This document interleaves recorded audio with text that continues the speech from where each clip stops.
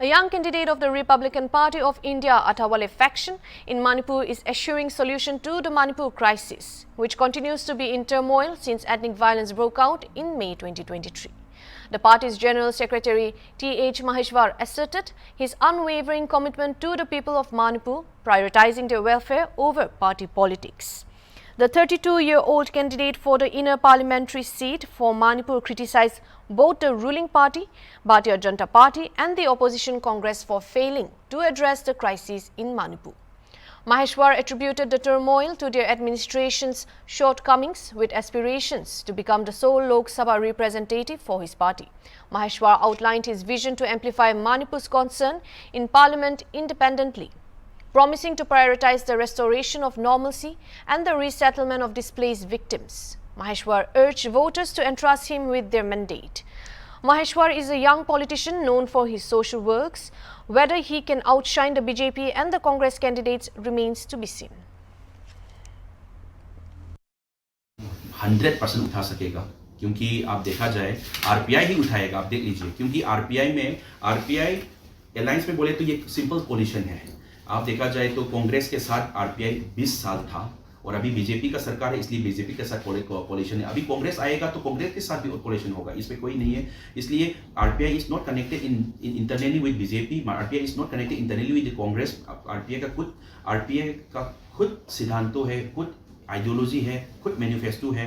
इसका manifesto right to equality पे निर्भर है और आरपीआई जो है, आरपीआई ही बोल पाएगा। मैं क्यों बोल रहा हूँ, क्योंकि कांग्रेस जो बोलेगा अगेंस्ट द रूलिंग बोलेगा और ये रूलिंग बीजेपी जो बोलेगा अगेंस्ट द कांग्रेस बोले, ये दोनों बोलते रहेगा। हमारा आरपीआई ये दोनों पॉलिटिकल के आइडियोलॉजी में नहीं जाएगा, सिर्फ न्यूट्रल में जाकर अपना पीपल के लिए हक में बोलेगा, हित में बोलेगा। और आप देखा जाए तो पार्लियामेंट में कोई ऐसा उठ कर पार्लियामेंट में मैं ऐसा बोलता हूँ नहीं बोल सकता। This is not any rules to stand up in the parliament without any the prior information.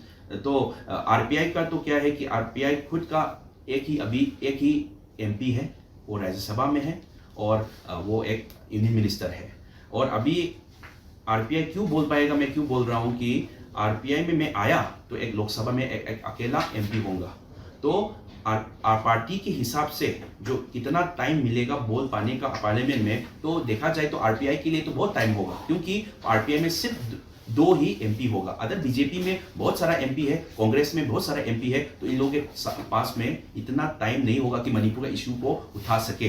तो हम लोग के आरपीआई के पास बहुत सारा टाइम होगा कि पार्लियामेंट में हम लोग मणिपुर के विषय को उठा सके। पार्लियामेंट में डेमोक्रेसी में अपोजिशन का बड़ा रोल है, ये मैं जानता हूँ as a political activist. I do understand that. But अभी ये सिचुएशन जो है, अभी जो चल रहा है, मैं इसके बारे में बोल रहा था। It is not about the ruling और अपोजिशन। ये रूलिंग के बारे में भी नहीं बोल रहा था। ऐसा नहीं कि मैं अपोजिशन पार्टी को नहीं ज्वाइन नहीं करूंगा। ये नहीं है कि मैं बीजेपी को ज्वाइन करने वाला हूँ।